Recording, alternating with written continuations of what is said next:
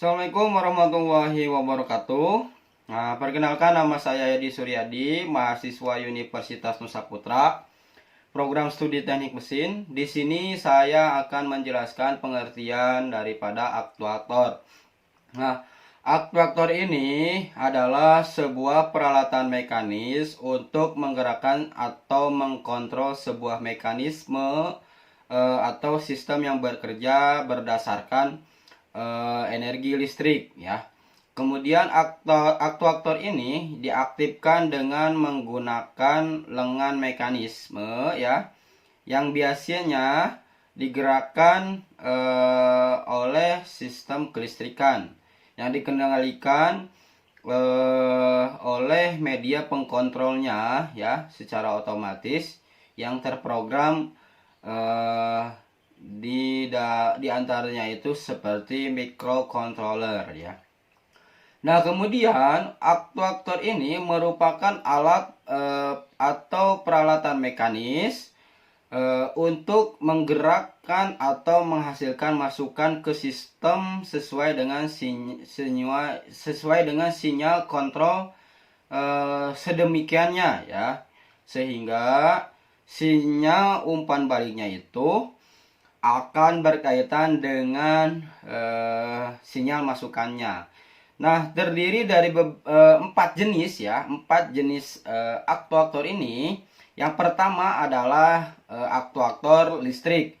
Nah, yang kedua adalah aktuator hidrolik. Kemudian yang ketiga adalah aktuator pneumatik. Nah, yang keempat itu adalah aktuator mekanik ya. Nah, untuk aktuator listrik ini ya adalah merupakan aktuator yang mempunyai prinsip kerja mengubah sinyal elektrik menjadi gerak mekanik. Nah, prinsip kerja daripada aktuator listrik ini mempunyai kuil ya sebagai penggeraknya, di mana ketika kuil mendapatkan suplai tegangan dari listrik ini, maka si kuil tersebut ya akan berubah menjadi medan magnet. Nah, medan magnet inilah yang akan menimbulkan energi listrik ya untuk merubah menjadi gerak mekanis. Nah, contoh-contoh daripada aktuator listrik ini terbagi menjadi beberapa bagian. Yang pertama adalah solenoid. Nah, yang kedua adalah motor DC. Kemudian yang ketiga adalah motor servo. Nah, yang keempat itu adalah motor induktansi ataupun AC. Nah, untuk solenoid valve ini merupakan katup yang dikendalikan dengan arus listrik baik DC maupun AC. Nah, melalui kumparan ataupun si solenoidnya ini, solenoid valve-nya ini merupakan elemen kontrol yang sering ya, yang paling sering digunakan dalam sistem fluida. Nah, seperti pada sistem pneumatik ya, sampel contohnya, ataupun sistem hidrolik ya, ataupun sistem kontrol pada mesin ya, yang membutuhkan elemen kontrol secara otomatis seperti itu. Nah, yang kedua adalah motor DC ya. Motor DC ini merupakan suatu mesin ya yang berfungsi mengubah tegangan listrik arus searah menjadi gerak atau energi mekanik. Nah, bagian utama daripada motor DC ini adalah stator ya dan rotor, di mana kumparan daripada medan pada si motor DC ini disebut stator. Stator itu adalah bagian yang tidak berputar. Nah, sedangkan kumparan jangkar disebut rotor ya. Rotor itu adalah bagian yang berputar. Nah, bentuk motor paling sederhana ini memiliki kumparan 1 lilitan. Nah, yang bisa berputar bebas ya tentunya. Kemudian berputar itu bebas di antara kutub-kutub magnet yang permanen ya. Kemudian selanjutnya adalah motor servo ya. Motor servo ini merupakan motor listrik ya dengan menggunakan sistem close up ya.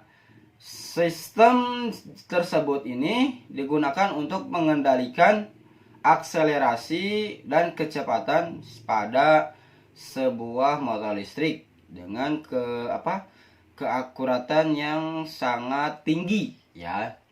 Nah, untuk prinsip kerja daripada motor servo ini seperti ketika sinyal dalam bentuk plus wide modulationnya itu diberikan misalkannya, maka si poros motor servo ini akan bergerak ke posisi yang telah ditargetkan ya, dan berhenti pada posisi tersebut ya, serta akan tetap bertahan ya pada posisi tersebut tentunya. Nah, jika ada kekuatan eksternal yang mencoba memutarkan atau mengubah si posisi tersebut, nah maka sistem close up itulah ya yang dari motor servo itu, kekuatan dari internalnya itu motor servo itu sendiri ya.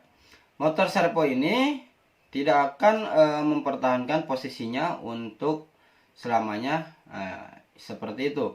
Nah, sinyal plus wide modulationnya itu harus diulang setiap 20 milisekund ya. Setiap milisekund agar si posisi porosnya itu, poros pada motor servonya itu tetap bertahan pada si posisinya.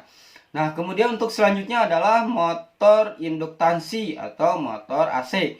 Nah, untuk motor dalam dunia kelistrikan ini ialah motor yang digunakan untuk mengubah energi listrik menjadi energi mekanik.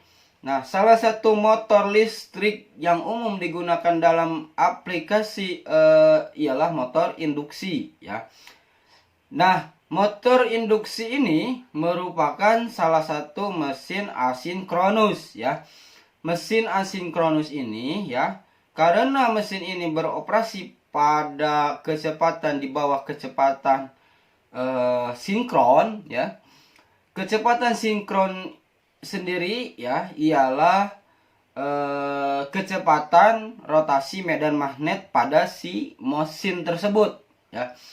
Kecepatan sinkron ini dipengaruhi oleh frekuensi mesin ya, dan banyak kutub ya pada si mesin induktansi ini.